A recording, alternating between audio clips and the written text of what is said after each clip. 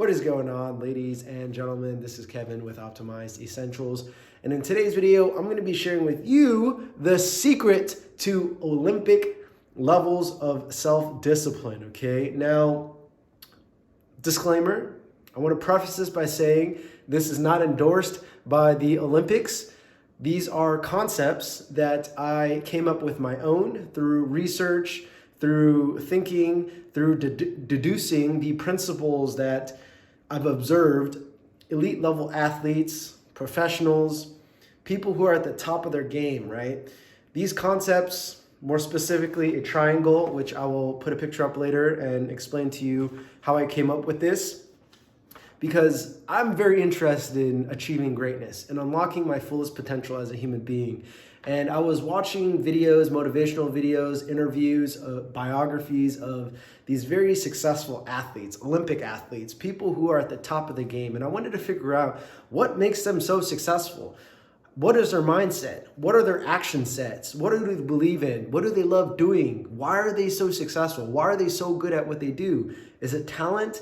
Is it inborn? Is it nature? Is it something they built? Right? There's so many variables to it, okay? But I wanted to share with you something very quick, and then I also wanted to tie it into the words that they're saying themselves. Meaning, after I share my concept and after I share with you this triangle, this lovely triangle, this basic, simple triangle that I came up with, listen to the words that these people have to say, right? I've clipped out some of the videos and I put it together so that you can hear it for yourself, okay? So what is this triangle that I'm talking about? This triangle is the trifecta of greatness, in my opinion. Now, there's a lot more to it than this, but this is the core essentials, okay? This triangle is the core essentials of what allows someone to be great. There's other factors that play into it, such as your relationships, right? Your coaches, proper studying, proper practicing, techniques, nutrition, right? Training, health, physical fitness. There's so many things, so many variables that tie into it. But if I had to choose 3 simple things and put it into a nice diagram that you can remember, it would be this, okay? I kind of invented this. So it starts with a burning desire at the base of the triangle, okay?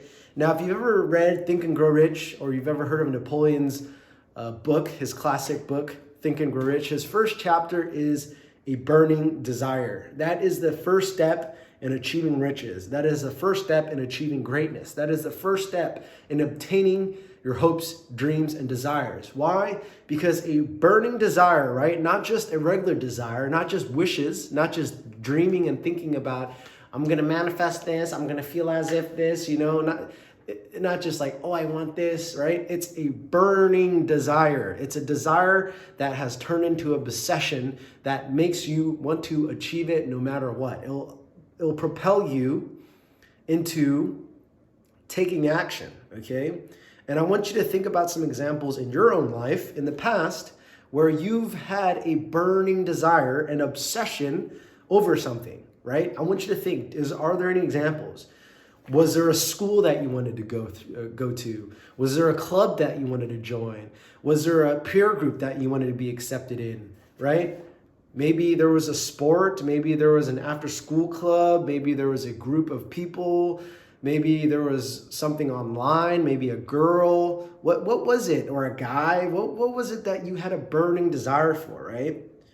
Well, in a sense, the burning desire is the first step that you need in order to truly put in the work for something, right? And at the top of it, that burning desire usually leads to a dream, a vision, or a goal, right? I have the dream to have a company. I have a dream to have a wellness center, right? I have a vision to have multiple locations far out on this world, right? Internationally, have many different things. I have a dream and a vision to create an online business, right? And this stokes a fire in my belly to put in the right amount of action in order to achieve it, okay? So your burning desire is the first step. The dream, the goal, the vision is usually something that also comes to you. Sometimes that could come first and it leads to a burning desire, or it could be the burning desire for a certain dream, vision, or goal, okay? And again, I want you to tie this into the Arnold Schwarzenegger, if I'm pronouncing that correctly, video at the end that I'm going to be sharing with you guys. If you haven't seen that, I'm going to be showing you 3, 4, 5 different clips of different people sharing these principles, so it's not just me talking about it, okay? So I want to wrap this up because I don't want to talk too much about this. This is very simple. I want you to hear it from the people who are actually doing it, all right? And these are the principles that I'm applying in your life. But to finish off, you could have a burning desire, you could have a dream, a vision, or a goal, but if you don't put in the action, if you don't have the habits in the middle that make this triangle work, you're not going to get anywhere. A lot of people hope. A lot of people dream. A lot of people wish for things to happen. Law of attraction. Think and feel, think and feel, think and feel. But guess what? How many times have you obsessed over a girl? How many times have you obsessed over a guy, obsessed over making more money, but you haven't changed anything. You haven't done anything about it, right? You can dream, think, feel all you want, but if you don't have the habits, if you don't have the actions, the daily disciplines to get your ass up and do what you need to do, nothing's gonna happen, right? I tell the law of attraction people, yo, how about you law of attraction 6-packs for me, right? How do you get yourself in shape? Through law of attraction. Crickets. You have to get your ass in the gym day in and day out, and you have to bust your ass to get in shape. You can't escape it, right? So you have the burning desire, you have a dream, vision, or goal, and then you have to have the habits, the discipline, the actions to make this in place. And if you haven't watched my other videos in terms of how to finally change your life, you want to make sure you check that out because I explained that in detail. And then also, if you have trouble taking action, how to do things even when you don't feel like it. So without further ado, let's get right into the videos that these Olympic athletes, these greats, these top of their field people, highly successful people have achieved so that you can hear it for yourself. And then also, I picked these videos out from motivational videos, so the transitions aren't that good, and I'm not trying to make like a rampage or a montage of motivational videos. That wasn't it. I'm just trying to chop up some videos so that you can hear these words, not just from me, but from people who actually have done it, okay? So I hope you enjoyed this video and watch it all the way until the end. When I was 11, I said, I want to break a world record, I want to win a gold medal, and I want to make the Olympic team. 8 years later, I was able to get it all in one bang. Michael Phelps, it's gonna be gold, and it's gonna be a new world record. Michael Phelps with his second gold medal, and Phelps with some sort of magical touch to win another gold. If they want something bad enough, they'll get it. They have to work for it. Yeah, it's not gonna be easy, but if you want it bad enough, they'll do whatever it takes to get there. I think that's probably the easiest way to put it, and the best way to put it. I wanted to do something that nobody had ever done before. And that started with a dream and a goal. I wanted to be the greatest of all time. I went 5 straight years without missing a single day of workout, 365 days a year. Every single day I was in the water. And in the sport of swimming, when you miss one day, it takes you 2 days to get back. So I was already I was continuing to build on that throughout that time. And you know, that was kind of just how I was. There are days you're not gonna wanna do it, sure. I mean, everybody has those days. But it's what you do on those days that help you move forward. You know, if you wanna do something and you want it that bad, you'll make sacrifices. I can guarantee you there was probably 100 days where I didn't want to do anything. I wanted to stay in the pool or stay in my bed and not get out. But those were the days where you have to. You have to get up and do something, because I think that's really what separates the good from the great. The greats do things when they don't always want to do them. Those goals that I thought about every single day kept me coming week after week and year after year until I was able to accomplish them.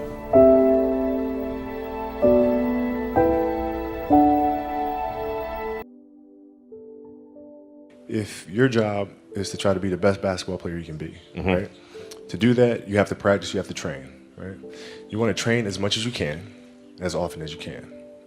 So if you get up at 10 in the morning, train at 11, right? 12, say 12, train at 12, train for 2 hours, 12 to 2, You have to let your body recover. So you eat, recover, whatever. You get back out, you train, start training again at 6.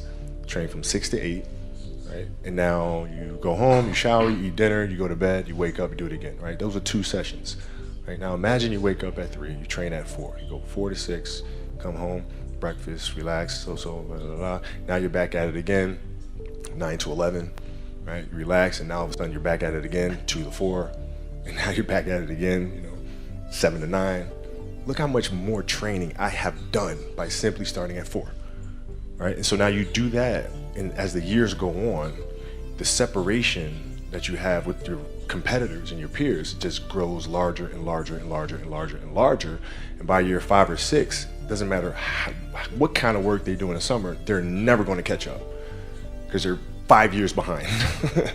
Right? So it makes sense to get up and start your day early because you can get more work in. I just wanted, my dream was for like, man, to be able to one day, like, hear rappers that I looked up to on the radio and be like, yo, what if Jay-Z, whoever, what if they heard of me? What if they thought I was dope? You know what I'm saying? Like, that was where my mentality always was with it. I think that we all here like to be successful and we are driven. So that's why those rules apply to you. So my first rule is find your vision and follow it. You see, I think it's the most important thing that we have a very clear vision of where we go. A goal, where do we go? Because you can have the best ship in the world. You can have the best cruise liner, but if the captain does not know where to go, that ship will drift around the world and out there at sea and will never end up anywhere. And this is exactly the way it is in real life. If you don't have a goal, if you don't have a vision, you just drift around. And you're not going to be happy. This is why it is so important to have that vision. Now, I created that vision in Austria because I grew up after the Second World War. The problem was that everyone was so depressed because they lost the war that there was alcoholism everywhere. There was, of course, depression, there was a terrible economic situation, there was famine, there was starvation and all of those things. And also it was kind of a little place and narrow. I felt I wanted to get out of there, I wanted to escape. And I couldn't see myself really to work there and to stay there, to work in a factory or to work on a farm, or even to follow my father's footsteps and to become a police officer. I couldn't see that either. As a matter of fact, that's what my parents wanted me to do. But that's not what I saw. This was the vision of my parents, but not mine. And luckily, one day in school, I watched a documentary about America. And I found myself, I knew exactly that is where I wanted to end up. I wanted to be in America. Everything that I saw in the documentary, I just loved. Everything was so big. I remember the tall skyscrapers, the monstrous bridges, the giant freeways filled with beautiful cars, the huge jetliners, movie stars, Muscle Beach, and all of those things. I could not wait to get there. The question was just, how do I get there? How do I get to America? I mean, this was not a common thing to do way back in the 50s. No one had the money to travel or anything. But one day I was fortunate enough to see a magazine. And that magazine showed me the path to America. And it was a bodybuilding magazine.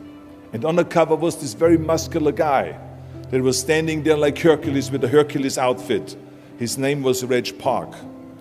This Reg Park was on that cover, and I remember the cover said, Mr. Universe becomes Hercules star. I read the article as fast as I could, learning about how he grew up in Leeds in England, poor, and how he trained 5 hours a day, every single day, and trained and trained and trained and lifted weights, and then he finally became Mr. Great Britain. And then he became Mr. Universe. And then he won a second Mr. Universe title and a third Mr. Universe title, and then all of a sudden he landed in Rome in Cinecittà doing Hercules movies. And there he made millions of dollars, and this money he took and bought himself a gymnasium chain in South Africa, and he became a successful gymnasium owner. And as I read, I became more and more certain about my own future. As I read this story, I was so excited, so interested. I knew exactly that I wanted to become another Reg Park. I know he laid out the blueprint for my life, basically. I could see myself, I could visualize myself clearly to be a champion on that same stage where he won the Mr. Universe, and then to move to America, then get into movies, and then become rich and famous. I had that vision very clearly laid out. I was so happy that I knew exactly where I was going. From that moment on, everything that I did, no matter how hard I had to work or how much I had to struggle, it didn't matter. It was a wonderful joyride because I knew what the purpose was and I found my passion. The simple truth is, if you don't have a vision, if you don't have a goal, if you don't see your future laid out in front of you, you're just floating around without a purpose. And I think that the numbers speak for themselves. This is why so many people around the world are unhappy with their jobs. I mean, in America, 74% of the people hate their job and would like to change jobs. But think about that. That means that only a quarter of the Americans love their life's work. I mean, that is a very depressing statistic. I always smiled when I worked, no matter how hard I worked. I always had a great time, no matter what I did. It didn't matter if it was in bodybuilding, or if it was in the movies, or if it was as governor. I remember in the pumping iron days, people ask me in the gym all the time, why are you smiling all the time? Why are you so happy? You have to lift 50 tons of weights. You have to train 5 hours a day. I mean, I look at the other bodybuilders' faces and lifters' faces, and they look kind of depressing. They look sour. They're miserable that they have to lift weights. You don't look miserable, you look happy. And I tell them always, I say, I smile because I know exactly that every rep that I do, that every set that I do, every weight that I lift, I get one step closer to turning that vision of mine into reality and becoming that Mr. Universe. I could not wait to lift another 500 pounds in the squats. I could not wait to do another 1,000 sit-ups. I could not wait to do bench press, more bench press and more curls until I couldn't move my arms anymore. Because I knew that every rep got me closer to standing on that stage as a champion. As a matter of fact, when I lifted weights, I didn't really feel like I was lifting weights. I felt like I was lifting a trophy over my head each time I lifted. And to have all those bodybuilders around me and thousands of people screaming. And I tell you that this vision didn't just help me in bodybuilding, it helped me with everything, like I said. I remember in the movie business, there was many times stunts that I had to do where I got hurt, where I was in pain, in agony, and had to do it over and over again. I remember one incident specifically on Conan the Barbarian.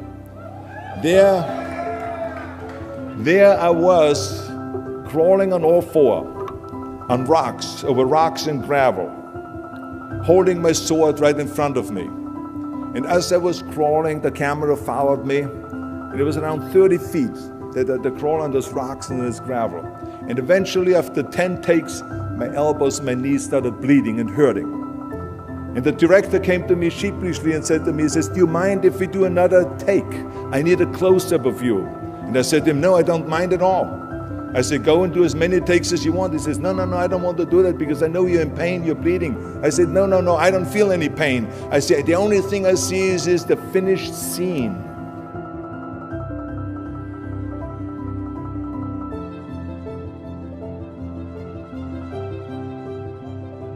This is why I did not feel that pain. I did not care if I was bleeding on my knees because I know that pain is temporary, but the film is permanent.